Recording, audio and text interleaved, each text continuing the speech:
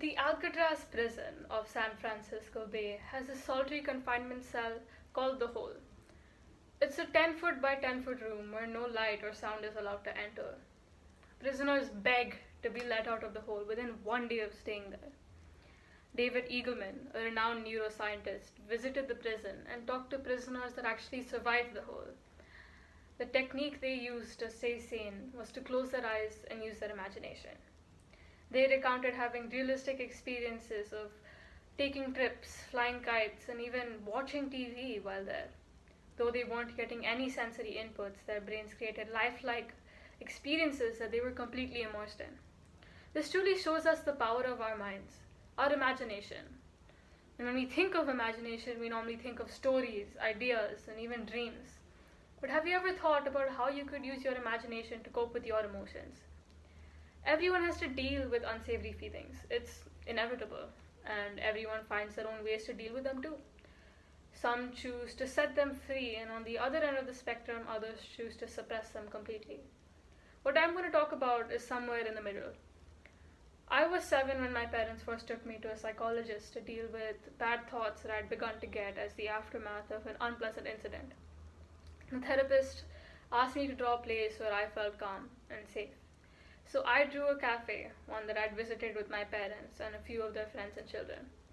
It was outdoors, situated next to a small stream beyond which were rolling green hills. The weather was pleasant and you could hear the swooshing of the moving water. She told me to revisit this place in my head whenever the thoughts resurfaced. I used it temporarily but then completely forgot about it until a few years ago.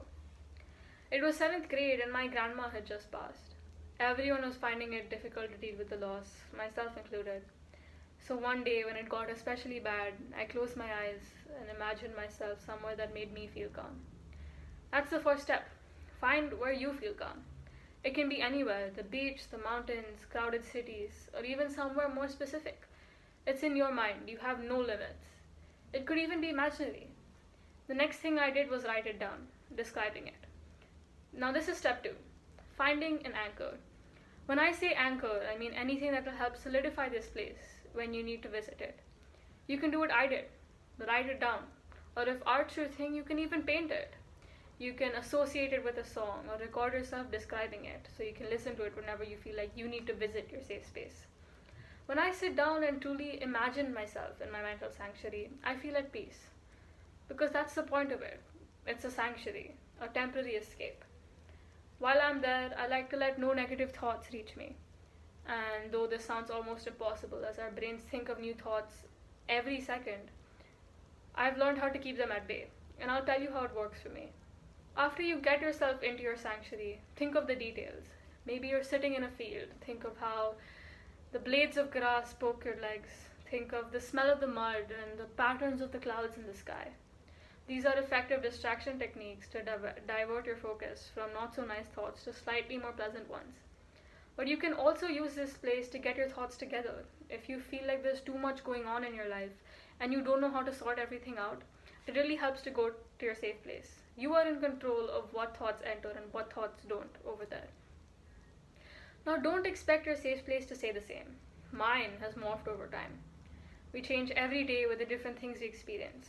What you find calming now may be completely different to what future you would find calming. And that's completely okay. I still like to use this technique when stress from school is getting too bad or if it's just one of those days when I'm not feeling my best. And it works. It really does.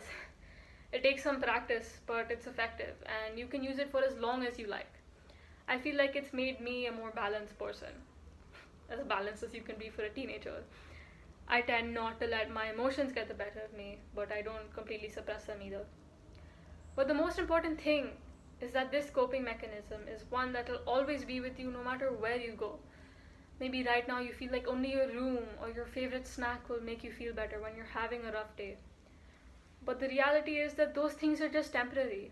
One day you'll have to move and maybe another day your favorite donut just won't make the cut anymore. Life's middle name is change. Nothing is predictable no matter how much you would like it to be. But one thing that will never leave you is your mind. You carry it with you everywhere you go.